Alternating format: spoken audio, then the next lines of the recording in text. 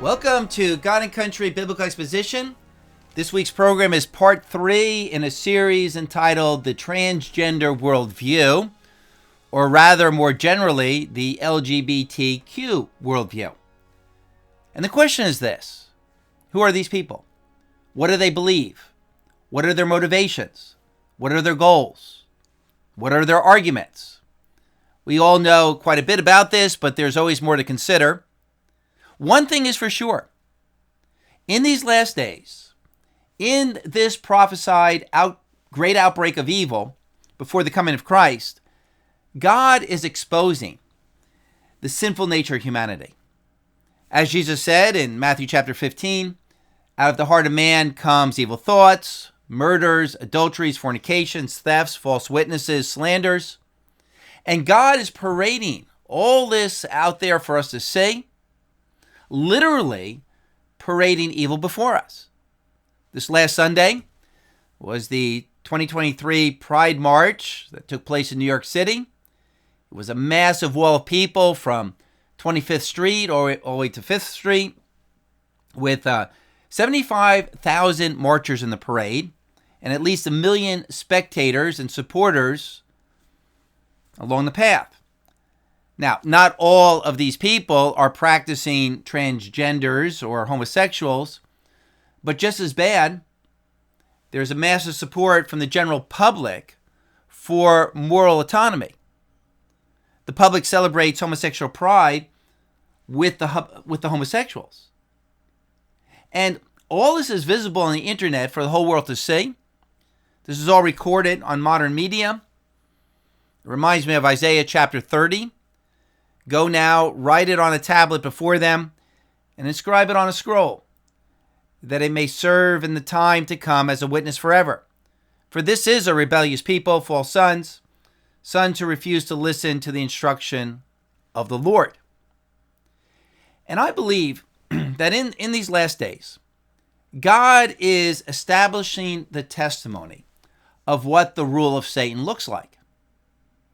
God even wants his people to look into the face of evil and learn. It's no coincidence that in these modern times we have access to all of this information, and there are media outlets reporting on the decline of the nation.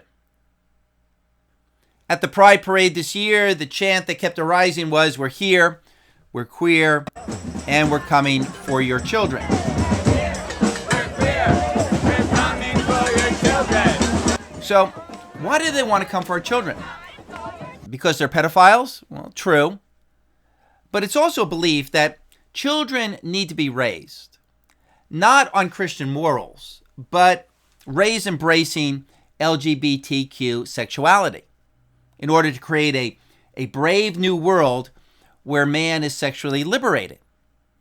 It's like the teaching of Rousseau and Freud that man in his natural primitive state, uninfluenced by the sexual morals and the gender constraints in society, man would be then free from all of this moral guilt, and man would be happy.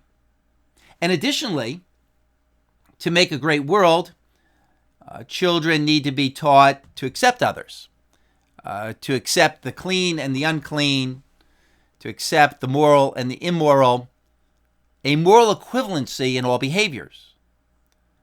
For it is moral judgmentalism, the judgmentalism of the Bible, that is alleged to make the world a horrible place. And people should be free to be what they are in their natural desires, without any moral constraints coming from the state, the schools, the businesses, the churches, the parents, or even the overall culture. It's the slogan we're hearing, "You do you." Now, one of the themes in this year's Pride Parade in New York City was "Not your effing body, not your effing business." Here's some more points to keep in mind about LGBTQ ideology. Number one, they don't want any moral opposition to remain, where they might be made to feel ashamed or condemned. In fact, the attitude in the legal community is that opposition to LGBTQ is considered a threat, it's considered a health risk, so that offending LGBTQ is more of a crime than offending Christianity. Second, understand that these people believe that they're morally superior, that they're fighting for human rights, personal freedom, self-determination, and that those who hold to God's moral standards are actually the evil ones. Christians are depicted as the fascists who want to control. Third, understand how these positions are justified by the argument that traditional morals are fictitious social constructs made up by the powerful to oppress the weak, the nonconformists, the lesbians, the homosexuals, the transgenders, and the drags. And justice is to defend the weak and the outsider, and they believe this as their religion. And they believe Christians have misrepresented God and Jesus Christ because the Christ they believe in accepts everyone as they are. He gets us. That God is not all hung up on physical behavior. All that matters is feelings of love. And that God doesn't care if you want to change your gender. He just wants you to be happy. So know the enemy. Remember that Satan appears as an angel of light. 1 Corinthians 11, actually 2 Corinthians 11. He promises them freedom. 2 Peter 2, with trickery, craftiness, and deceitful scheming. Ephesians chapter 4. 2 Corinthians 11:3. But I'm afraid that as the serpent deceived Eve by his craftiness, your minds will be led astray from the simplicity and purity of devotion to Christ. As I've mentioned often, this LGBTQ ideology is nothing new. It's a revival in the last days of the original satanic lie in the garden. That God is the oppressor, that he's oppressing mankind with these rules, keeping Adam and Eve down because he wants to keep humanity from becoming like God, like himself, with full personal autonomy and authority. And therefore, Satan is considered the liberator. He's the true God. They talked about last week in my program about the ancient heresy of Gnosticism. The creator God is considered the evil demiurge, and Satan is considered the good eon emanating from the pure God who has come to liberate mankind. He then becomes the savior. But back to the question of who are these people. Psalm 73:12. Behold, these are the wicked. These are the ungodly persons who have crept in, turning the grace of God into license. Jude 4. Jude 8. These are the men who defile the flesh and reject authority. Verse 10. These are the men who revile things which they do not understand. They are like unreasoning animals. Jude 11. These are those who have gone the way of Cain and hold to the ideology of the false prophet Balaam. Verse 12. They don't have any fear. Verse 16. They're grumblers, fault finders, following after their own lusts. They speak arrogantly. And back to verse 14. These are the kinds of people Enoch in the pre-flood world was preaching against. People who do ungodly deeds in ungodly ways and speak harsh things against God. Notice that the entire book of Jude is written to identify and describe these people. That this is the theme of the book. So apparently we need to know this. We need to answer the question, who are these people? So the topic of this week's program has a biblical precedent. Why do we need to know this? Not only to keep ourselves from being infected with this satanic ideology, but we need to know these things in our witness to the world. We have to explain to the unsaved the nature of the confession of Satan versus the confession of Christ. People must be informed concerning what they need to repent of. These false beliefs in human autonomy and the lawlessness of the Antichrist spirit. Now, what I'd like to do in the remainder of this program is cover some news stories and let them speak for themselves and explain the transgender worldview. I've been compiling news stories for months. I must have at least 200 stories I could share. Every day there seems to be a news story about transgenderism and the LGBTQ movement. You know, as I said earlier, this is of God, that there's an army of reporters chronicling the moral collapse of the nation. The motives of these reporters, such as reporters from Fox News or Epoch Times, may be to continually look for and report on salacious stories just to work up people's emotion, to work up their moral outrage, so that these news sites get more clicks and hence get more advertising dollars. But nevertheless, God is using that to expose the wickedness of this age, to call people to repentance in view of such obvious evils, so that mankind is also left without an excuse when judgment comes. Well, here's the first story. There's no particular order to this.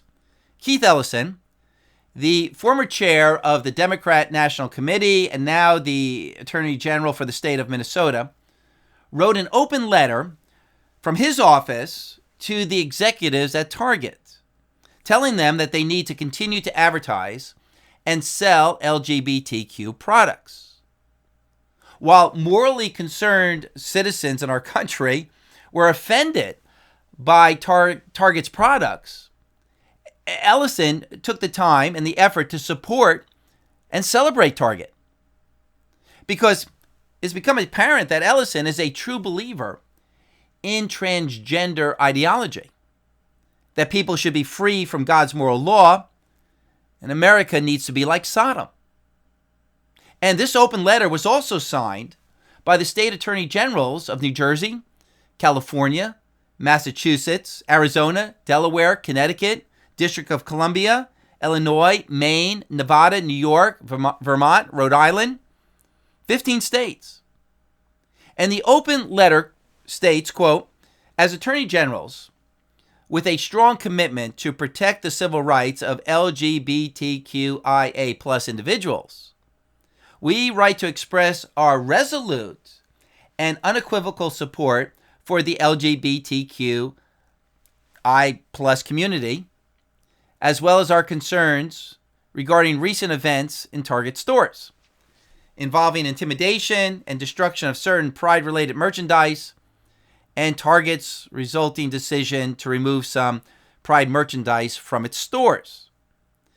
And the letter goes on to explain that all of these attorney generals are opposed to states that have passed laws prohibiting the teaching of LGBTQ in public schools, laws that ban youth from surgically transitioning, laws that prohibit men from competing in women's sports, laws that prohibit men from using girls' restrooms and locker rooms. And these chief legal heads of state are even opposed to any law prohibiting drag queen performances in public schools and libraries. So these attorney generals are not just open to transgender ideology, they are religious zealots for that ideology. And then the letter goes on to state that Target needs to keep selling LGBTQ products to help normalize LGBTQ in society. Quote, Pride merchandise, like Target's, helps LGBTQIA plus people see that they enjoy considerable support and that loud and intimidating fringe voices and bullies do not represent the views of society at large. Notice these state attorney generals, are calling those who hold to biblical morality bullies. And quote, we urge Target to double down on inclusivity. And the letter even states that even though these states can't force Target to sell LGBTQ products, Target has to treat their customers equally, and there are laws against discrimination that these attorney generals can use against Target if Target doesn't sell LGBTQ products. Here's a political cartoon. Ellison is yelling at a Target manager to put back the LGBTQ bathing suit. So I looked up Keith Ellison's bio. He was raised in a Catholic home. His father was a psychiatrist. His mother was a social worker. He has a brother who's a pastor, the pastor of New Covenant Baptist Church in Detroit. And at first I said, well, that looks hopeful. There could be some gospel witness in Ellison's family. But no, as I looked into his brother's church, their website, the church celebrates LGBTQ month. And the church is part of the Progressive National Baptist Convention, sponsored by none other than Planned Parenthood. So how could a Baptist denomination support and be sponsored by Planned Parenthood? We know why. Theological liberalism doesn't believe in the authority of Scripture. Human utility, human rationalism comes above the law of God. They believe God celebrates humanism. And these religious people can't even imagine that God would not affirm their desires and beliefs. Psalm chapter 50, verse 21. These things you have done, and I've kept silent. You thought that I was just like you. I'll reprove you and state the case in order before your eyes. So that was an aside. But there's always a face. There's always a story behind the promoters of evil in a nation. This letter from these 15 state attorney generals is a frightening sign of the time. This is a letter that clearly delineates the Luciferian ideology for the state, where rather than, as we have in Romans chapter 13, the state being God's avenger against those who do evil, the state becomes Satan's avenger against those who do good. The end of all things is near. Luke 17, as it was in the days of Lot, so shall it be in the coming of the Son of Man. So here are a few stories about the state defending and promoting LGBTQ. Just like Ahab and Jezebel promoted the practice of Baal worship in northern Israel, this is Antichrist government. First, Colorado Health Clinic invites children with autism to drag story hour. And there are many people working for the state who believe morality is LGBTQ ideology. And they have no reservations about normalizing it. Another story, federal judge blocks Indiana law protecting children from life-altering transgender procedures. And here the state legislators finally pass a law to protect children from castration and gender mutilation, and a leftist judge thwarts the law. And the ACLU was behind this judge's ruling. Also, Florida has passed a law protecting children from transgenderism. And of course, a leftist judge worked to stop that law. His argument, transgenderism for young people is gender-affirming care, and the state cannot stop medical care. A judge only thinks this way when he has a prior belief in moral relativism. Another story, a federal judge also rejected a Tennessee anti-drag in public school law. In New Jersey, the big story is that 3 local school boards passed regulations requiring faculty to tell parents if their children are wanting to change gender. The state attorney general in New Jersey, Plankin, He's a super leftist, and he sued these local school districts for making this ruling. Because the left truly believes the schools need to keep this hidden from parents, lest parents try to persuade their children otherwise. This is no conversion therapy applied to parents.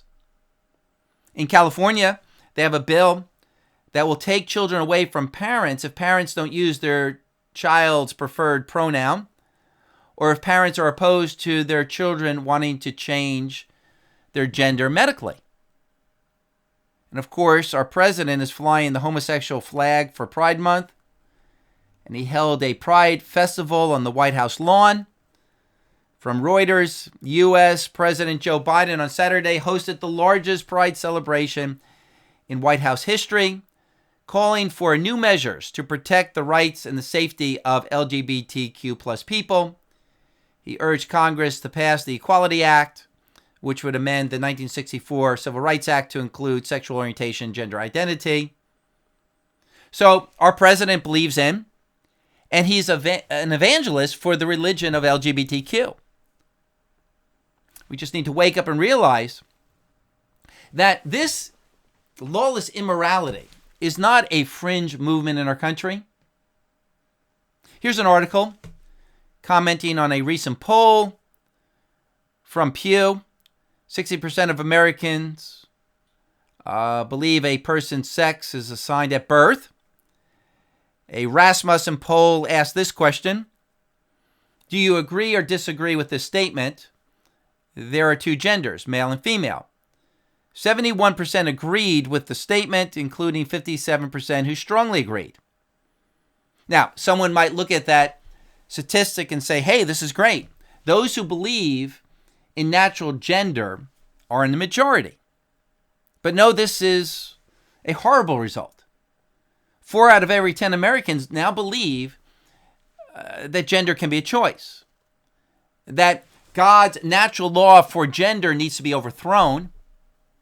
And this 40% mostly represents the power brokers in our society, the civic leaders, the teachers.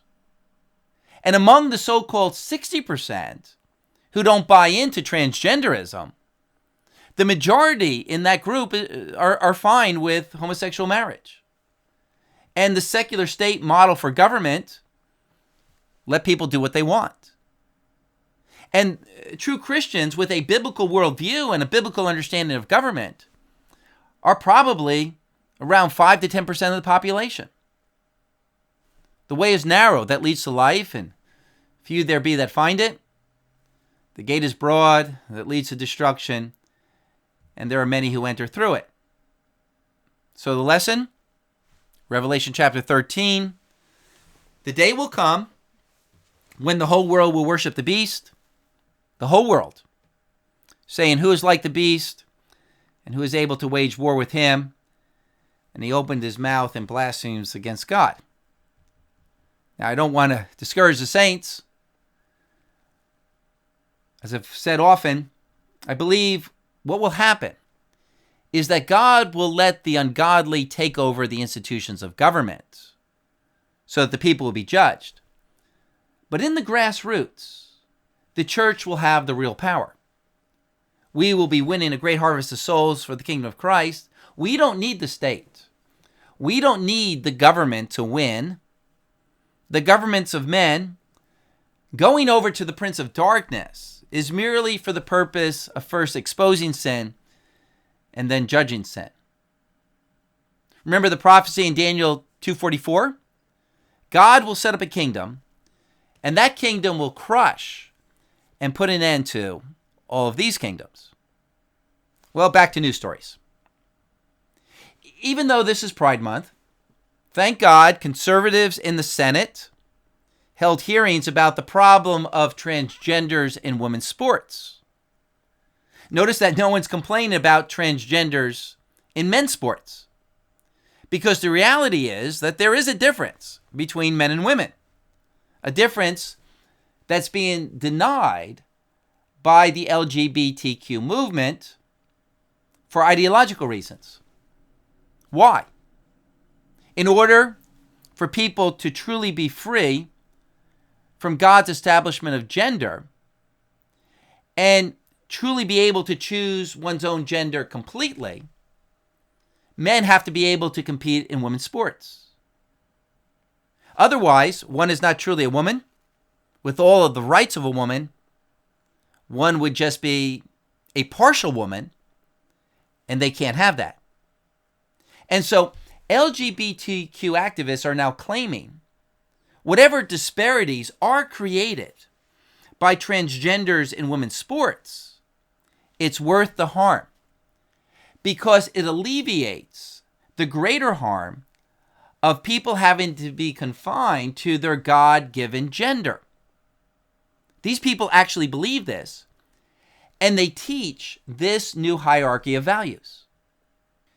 Anyway, Riley Gaines testified to the Senate about the abuse women are facing from transgenders, men claiming to be women in women's sports. Riley Gaines is the national women's swimming champion who was beat by the transgender Leah Thomas. Notice the picture here. Thomas is a monster up against these girl swimmers. I heard Riley Gaines speak last month at the Pastors Turning Point USA Pastor Summit in Nashville. And the abuse of the women on these swimming teams by these transgenders is unbelievable. The LGBTQ ideologues in sports management and in university leadership believe that Riley Gaines and other women athletes who have objections need to go for psychological deprogramming. In this hearing, Senator John Kennedy, the Republican senator from Louisiana, asked Keely Robinson, who is the head of the LGBTQ activist group, Human Rights Campaign. Robinson is a lesbian married to Becky George.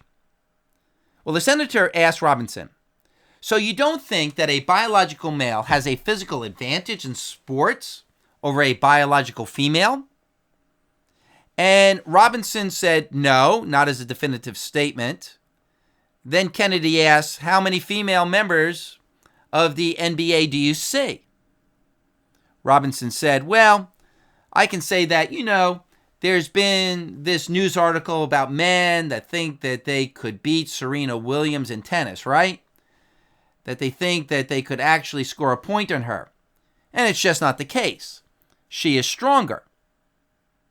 Then Kennedy quickly brought the question over to Riley Gaines, who immediately pointed out that both Serena and Venus lost to the 203rd ranked male tennis player. And then Riley stated, my experience, my husband, he swam at the University of Kentucky. In terms of accolades and in terms of national ranking, I was a much better swimmer than him.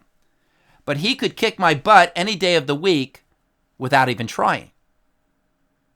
So what we're learning from such encounters is that the unsaved, in their rebellion to God, have to deny the realities of this world, the realities of nature. Because these realities are in accord with the law of nature and nature's God. There is written revelation, the Bible, and there is natural revelation. Psalm 19, the heavens are declaring the glory of God. Romans chapter 1, there is a natural function of the man and the woman, and there's an unnatural function that homosexuals engage in. Romans chapter 1, verse 26, for this reason God gave them over to degrading passions, for their women exchanged the natural function for that which is unnatural. Literally in the Greek, para phusis, contrary to nature. So there is a natural law written into the creation concerning the differences and the roles of men and women. But since these people hate God's law and God's restraints, they despise and reject natural law. Psalm chapter 2, the kings of the earth, they set themselves against the Lord and against his Messiah, saying, let us tear their fetters apart and cast away their cords from us.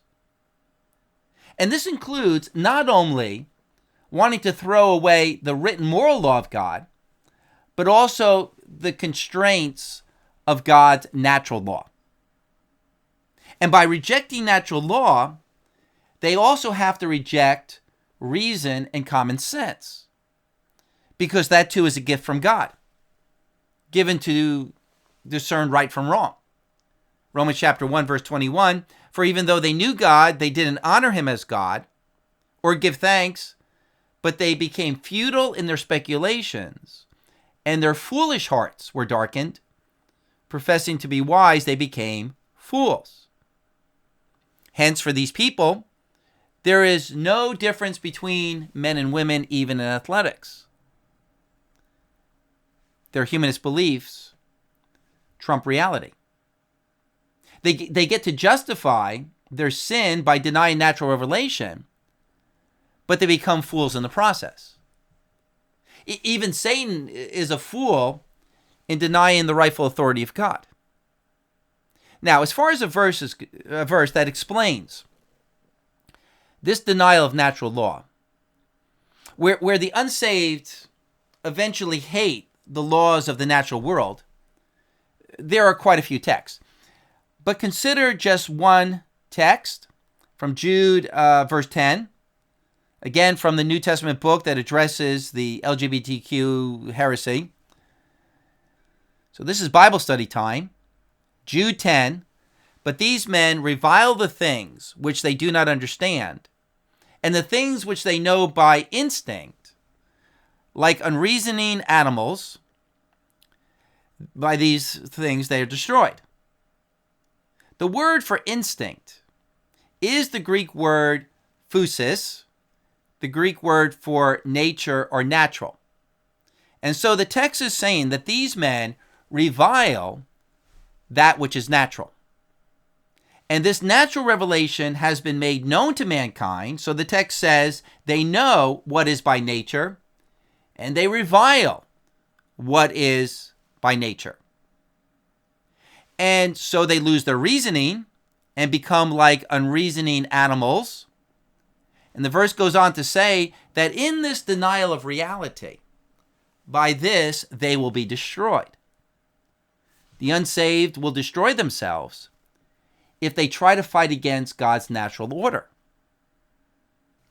Now, in this hearing, the leftist senator Dick Durbin came to the defense of transgenderism.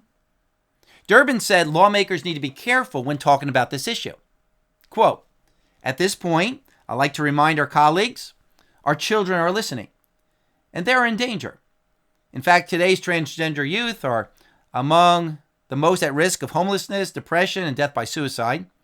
So when these young people, who are already struggling, hear politicians amplify hateful rhetoric that denies their very existence, what message does it send?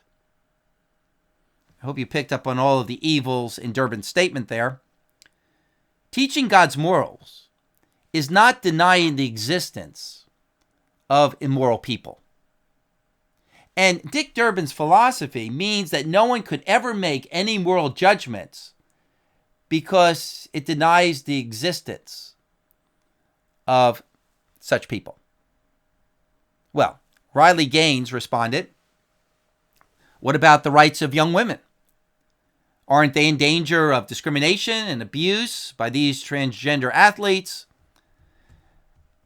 taking from these girls all that they've worked for? Quote from Riley, Senator Durbin, in your opening statement, you had mentioned this rhetoric. You had mentioned that what message does this send to trans individuals? And my comeback is this. What message does this send to women, to young girls who are denied these opportunities? So easily, their rights to privacy and safety thrown out of the window to protect a small population, protect one group as long as they're happy. What about us? That's the overall consensus of how we all felt in that locker room. So how did Durbin respond? He actually went on to repeat the transgender talking point. He said, quote, Since reference was made to my earlier statement, I would just like to add something for the record. There is no evidence that transgender athletes are an issue at certain level of sports. No evidence that transgenders are an issue, and yet he has Riley Gaines and a whole group of women in front of him proving that it's an issue. Do you know who Dick Durbin is? He's been a fixture in Democrat politics since the Clinton years. He's 79 years old. He wasn't raised to think this way. He's old enough to know better. He knows that transgenders in women's sports wasn't even considered rational 15 years ago in Washington. But he has gone down the slippery slope of the culture. As the way of the righteous is to shine brighter and brighter every day, the way of the wicked is to fall into further darkness. Proverbs chapter 4. Senator Durbin has abandoned reason and common sense because his source of authority has always been human opinion. So even the old guard Democrats are now ideological zealots for the LGBTQ agenda. Because the foundation, the worldview of humanism, and human autonomy from God has infected the culture. And that will always lead down that slippery slope and will lead to the embracing of the Antichrist spirit. In closing, where do you stand? What's your confession? For God or for Satan? The line is being drawn in the sand. Sides are being chosen. Multitudes in the valley of decision.